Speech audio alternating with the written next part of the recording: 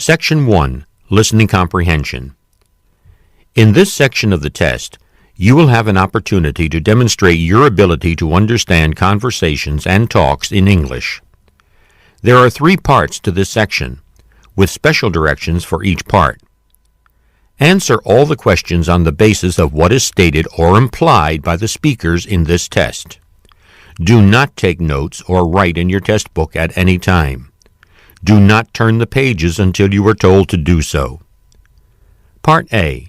Directions. In Part A, you will hear short conversations between 2 people. After each conversation, you will hear a question about the conversation. The conversations and questions will not be repeated.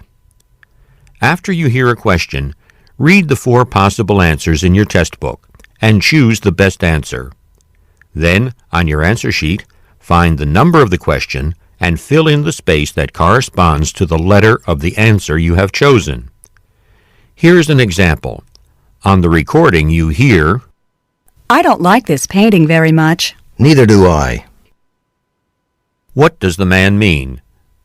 In your test book, you read, A. He doesn't like the painting either. B. He doesn't know how to paint. C. He doesn't have any paintings. D. He doesn't know what to do. You learn from the conversation that neither the man nor the woman likes the painting. The best answer to the question, "What does the man mean?" is A. He doesn't like the painting either. Therefore, the correct choice is A. Go on to the next page.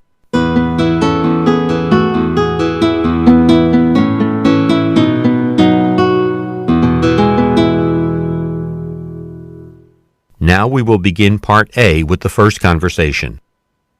Number 1.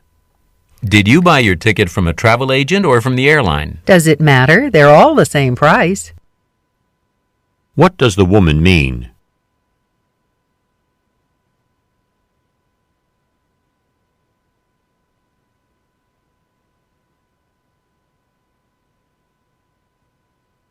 Number 2.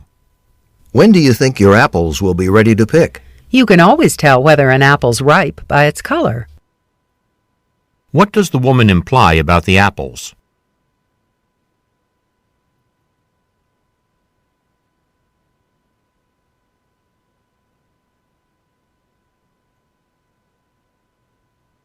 Number 3. My lease is about to expire, and I've decided to get a larger place. Do you know of any 2-bedroom apartments for rent? Have you checked the off-campus listings at the housing office? What does the man imply?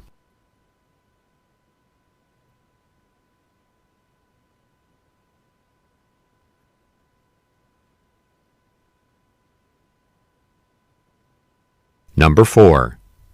Judy looks terrific these days. Better than I've ever seen. I think it's her new haircut. Short hair really flatters her. What does the woman mean?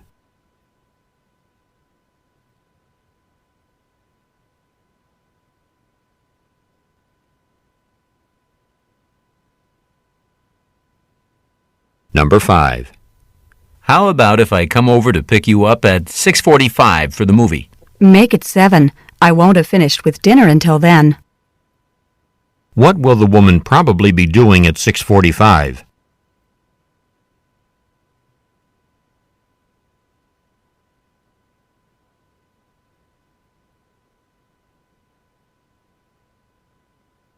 Number 6.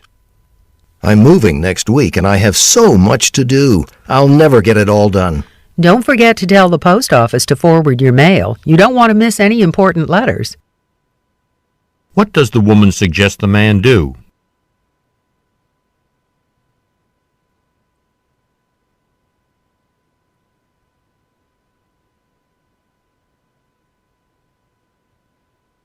Number 7. Is that a new pair of glasses? I'm making do with this old pair until my good ones are fixed. What does the man imply?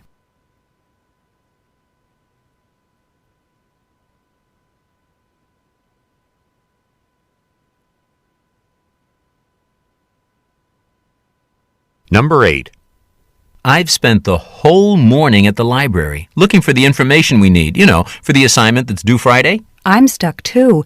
Maybe Dr. Boyd will have some suggestions. What will the speakers probably do?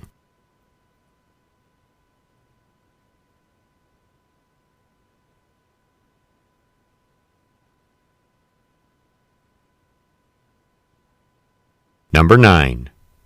I thought you wanted orange juice. The machine only had milk. What does the man imply?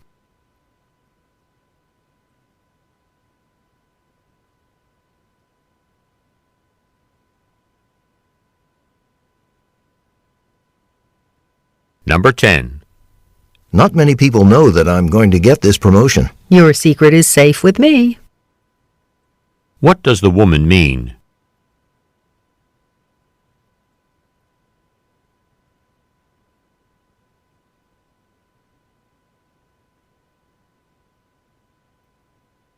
Number 11. The weather's so nice, I think I'm going to eat my lunch outside. Care to join me? I'm meeting Bill in the cafeteria at noon. How about tomorrow? What does the man mean?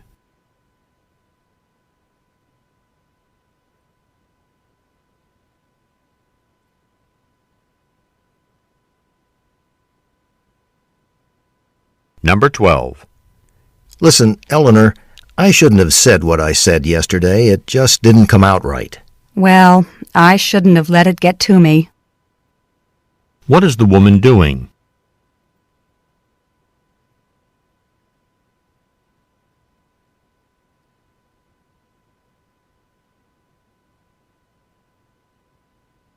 Number 13. Are you just about finished? I need to get a hold of George before we leave. Just one more quick call, then it's all yours. What does the woman mean?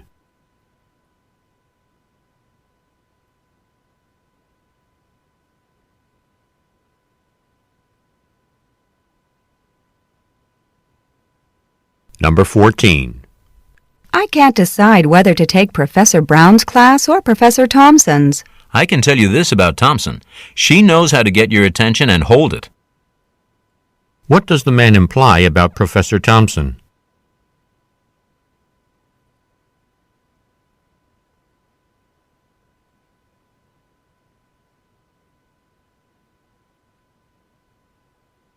Number 15. I heard you were worried about your history final. How did it go? Well, the essay part was about what I expected, but the multiple choice section wasn't bad. I was really surprised. What does the woman mean?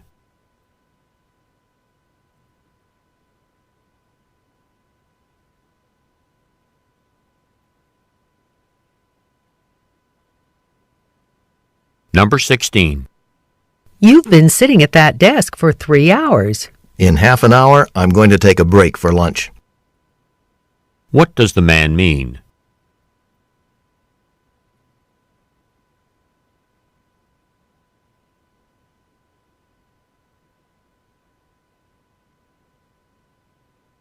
Number 17. I thought you didn't have time to go to the bank. It was close, but I made it. What does the woman mean?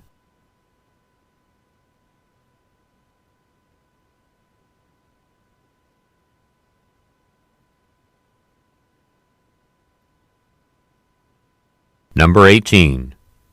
Could you please check the list again? I sent in my registration application and fees for the conference last month.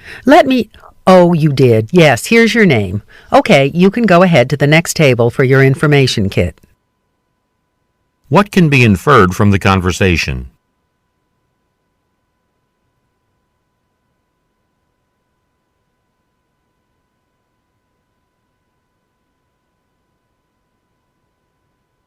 Number 19.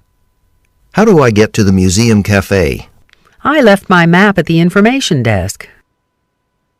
What does the woman mean?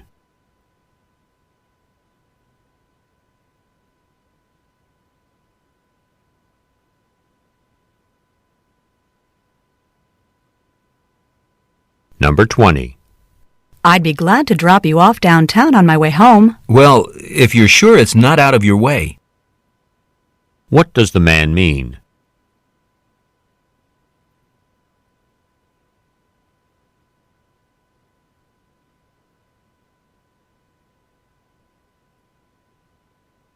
Go on to the next page.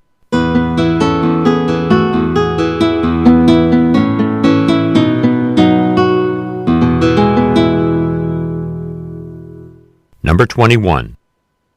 I've got to go to the dentist tomorrow at 3. Do you think I could make up the hours I'll miss another day? I'll see what I can do. What does the man mean?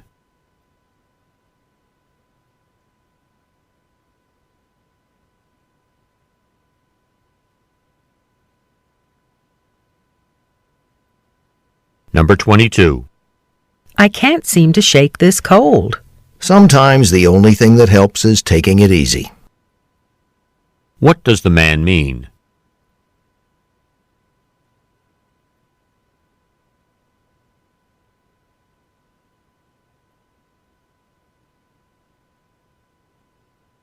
Number 23. I forgot to get a new pen for tomorrow's calligraphy class. Do you know when the campus store opens in the morning?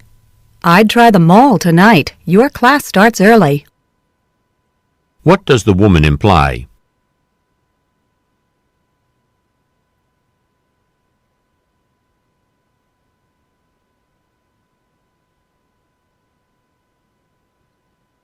Number 24. I just tried Richard's house and nobody answered. That's odd. He left here at noon, so he should have arrived at least 30 minutes ago. What can be inferred from the conversation?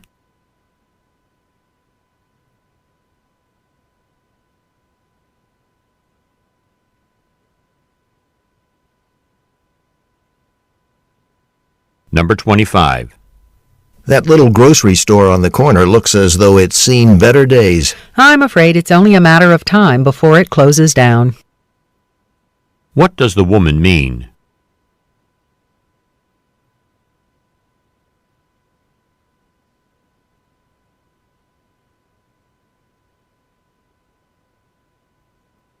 Number 26. I can't seem to get the TV to come on. It must be broken. Have you checked to see if it's plugged in? What does the woman imply?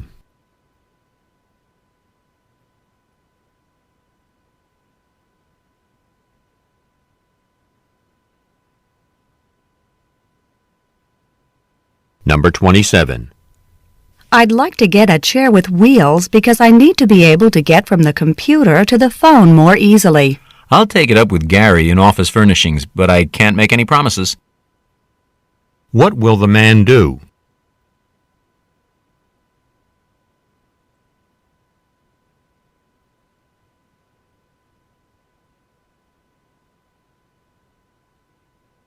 Number 28. So you think your supervisor approves of your work? She didn't come right out and pat me on the back, but I did get that impression. What does the man imply?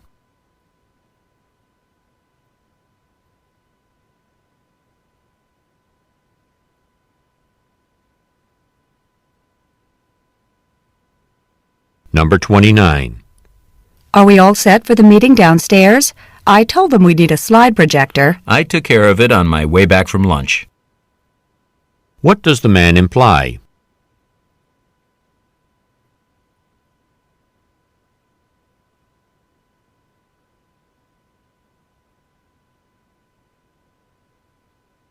Number 30. Do you think the blue jacket would look better with these pants? In this heat, I don't think you'll be comfortable in anything but the cotton one. What does the woman suggest the man do?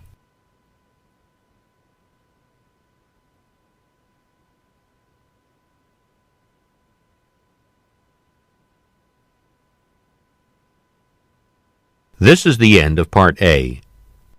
Go on to the next page.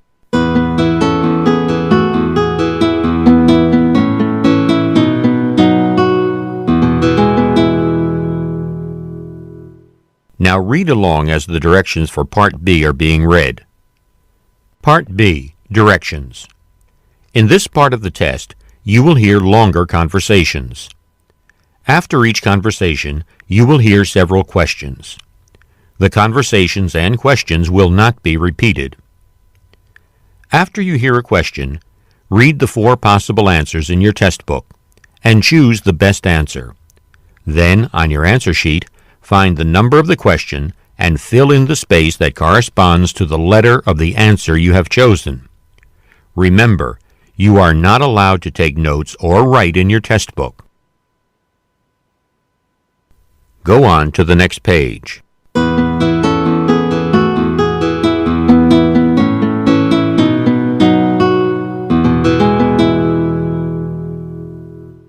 Now we will begin Part B with the first conversation.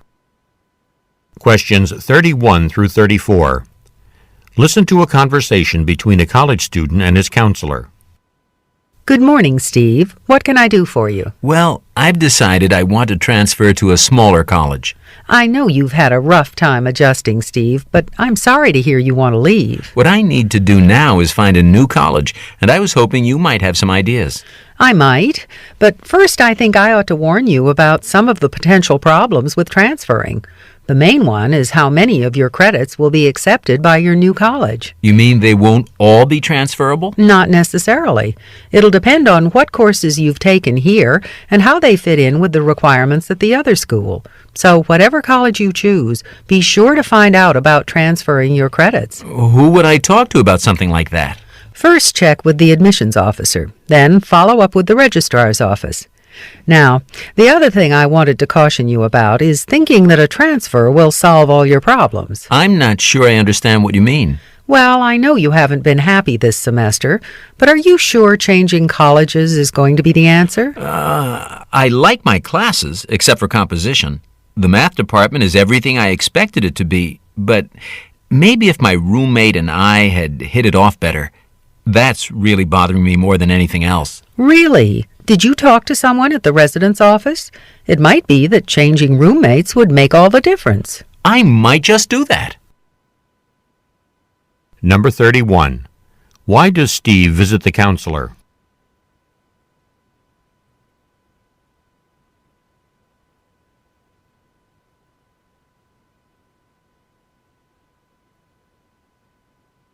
Number 32. What is one possible problem the counselor points out to Steve?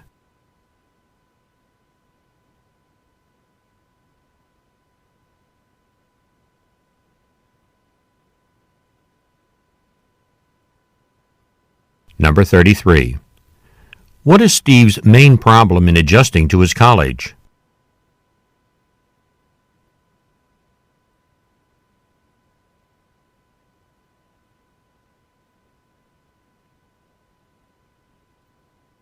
Number 34. Where will Steve probably go to get his problem solved?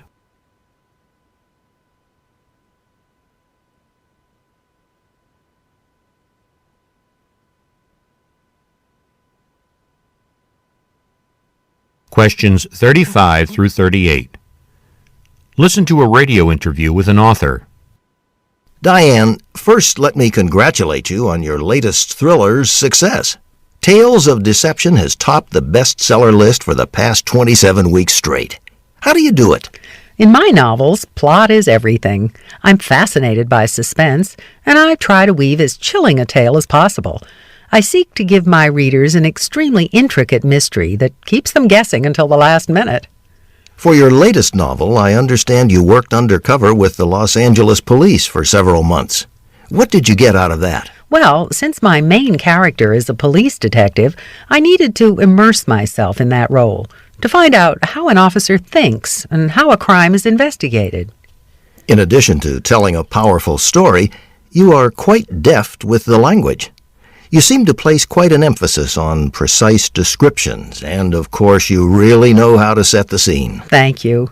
Actually, I began my writing career as a poet. It's no coincidence that I've strived for a certain style. It seems to me it would take years to produce something so well written and researched, not to mention the time it takes to work out the plot.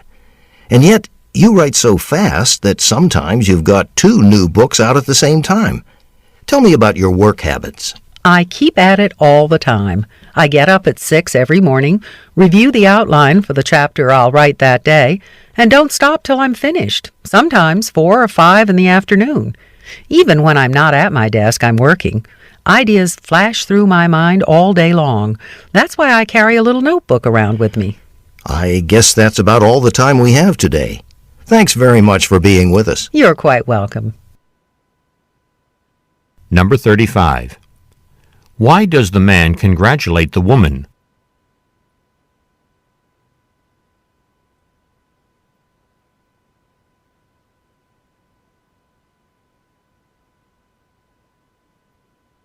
Number 36. Who is the main character in Tales of Deception?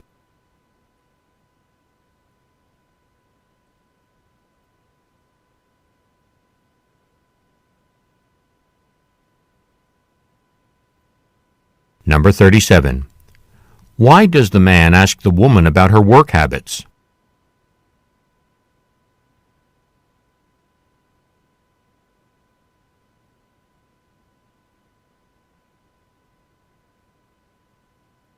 Number 38. Why does the woman carry a notebook?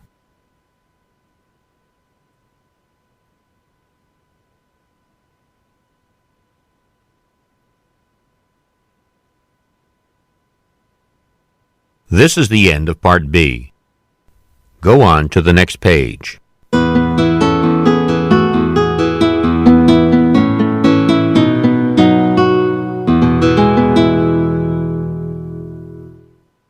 Now read along as the directions for Part C are being read.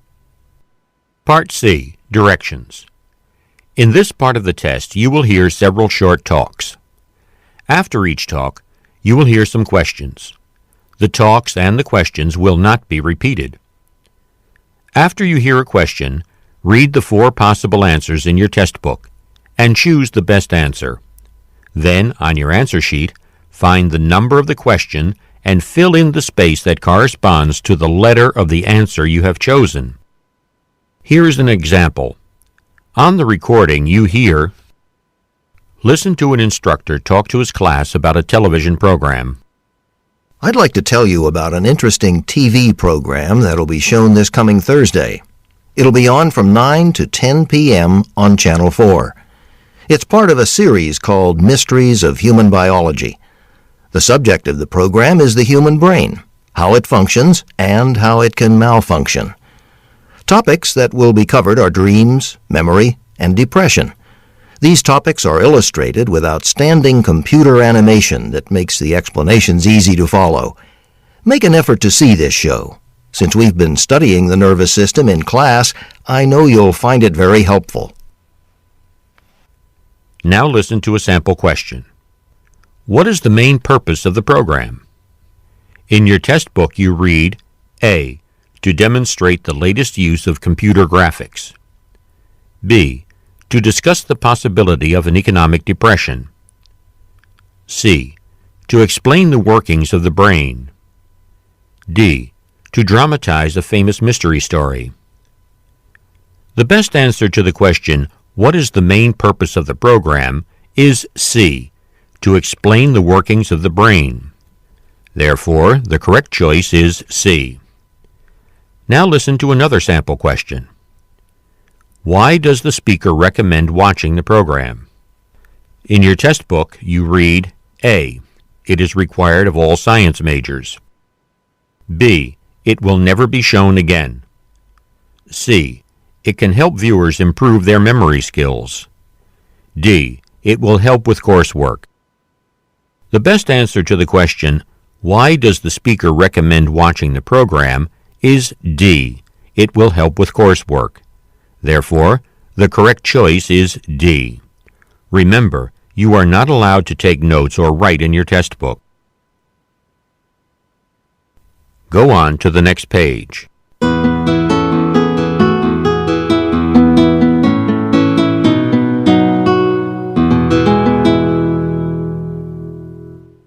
Now we will begin Part C with the first talk. Questions 39 through 42. Listen to an announcement on the radio. As we head into hurricane season, we'd like to take this opportunity to go over some precautionary measures you can take in this dangerous season. This is especially important for those of you living in coastal areas where hurricanes can be destructive because of their heavy winds. The following guidelines have been established by the National Weather Service. Before hurricane season even begins, stock up on batteries, candles, bottled water, non-perishable food such as canned goods, and other emergency equipment. In case of a hurricane warning, following these safety guidelines may help save your life and property. First of all, protect windows with boards or tape, since they're not strong enough to withstand hurricane-force winds. These winds can reach up to 200 miles per hour. Also, the National Weather Service recommends that you fill up your car with fuel in case you need to evacuate. Gas stations may be closed by the time you need to leave your home. Remember also, it is suggested that you stay indoors if your home is sturdy and on high ground.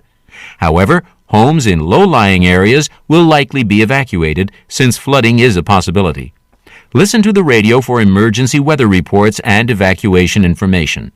If called to evacuate, leave the area immediately.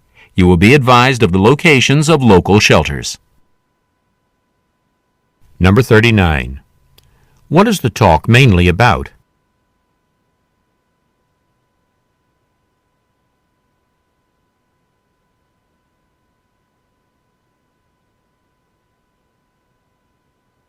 Number 40.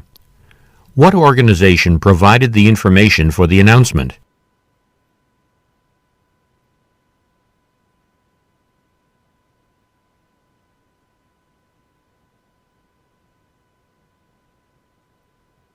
Number 41. What should people do before hurricane season begins?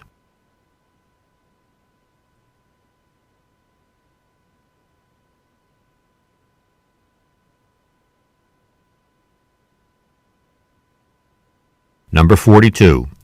According to the announcement, why should people fill their cars with fuel before a hurricane?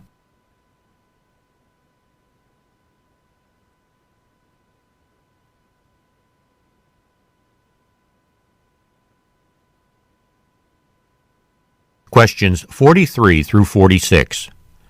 Listen to part of a lecture in a United States history class. In the days before telephones, radio, and television, the only network of public communication that could reach farmers was the mail. But this wasn't the mail as we know it today. At that time, in the early 19th century, mail delivery was uneven and widely scattered. In fact, many people living in rural areas got no mail at all.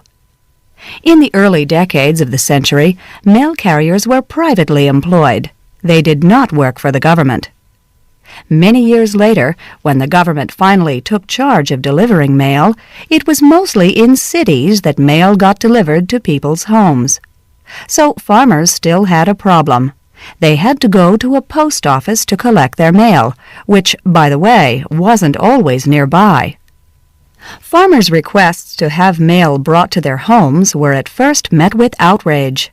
What could be more ridiculous, many urban residents asked, than paying government employees to travel miles across the countryside with an occasional letter? Nevertheless, farmers' organizations succeeded in convincing the United States Congress that farmers needed mail delivery. Finally, in 1891, rural free delivery, known as RFD, came into being. In a sense, rural free delivery was the most important communications revolution in United States history. Rural Americans were now lifted out of the relatively isolated communities they lived in. Because of rural free delivery, there now ran a highway to the world from every farmer's doorstep. Number 43. What does the speaker mainly discuss?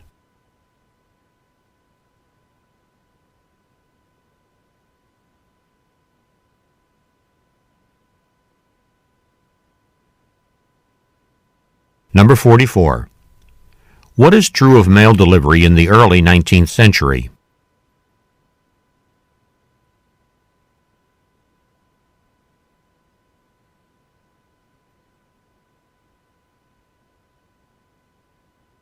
Number 45. According to the speaker, what problem did farmers face with early mail service?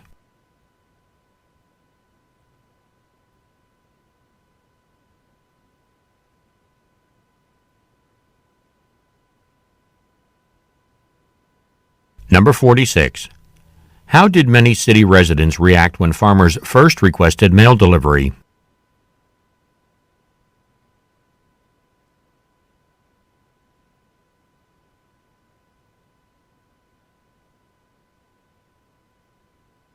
Questions 47 through 50. Listen to a lecture in an earth science class.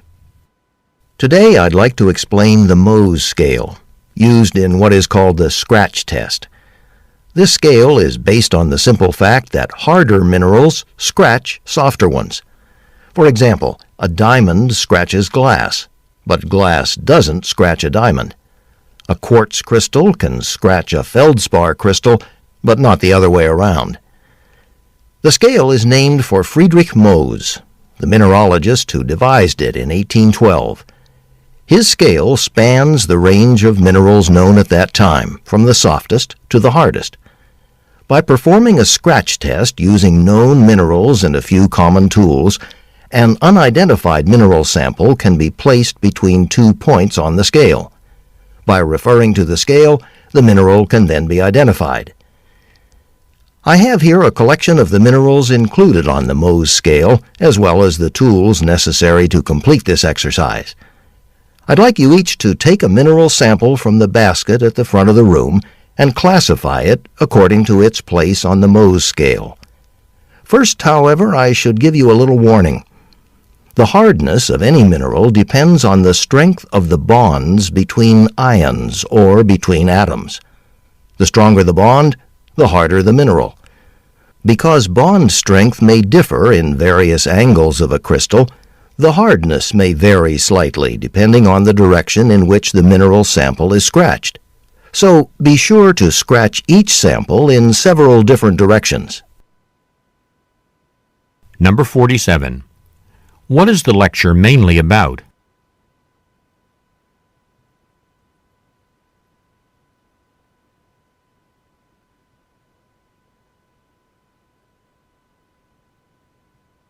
Number 48.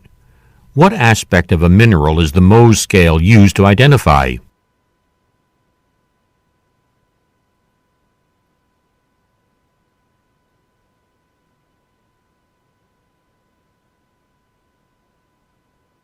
Number 49. What does the teacher ask the class to do?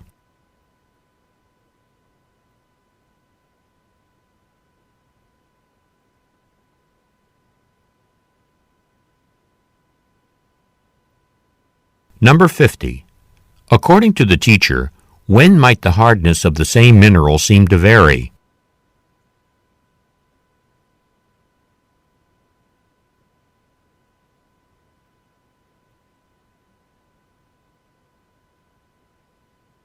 This is the end of Section 1, Listening Comprehension. Stop work on Section 1. This is a reminder. At the end of the test, the supervisor will collect all of the test books. You may not leave until all of the test books have been collected.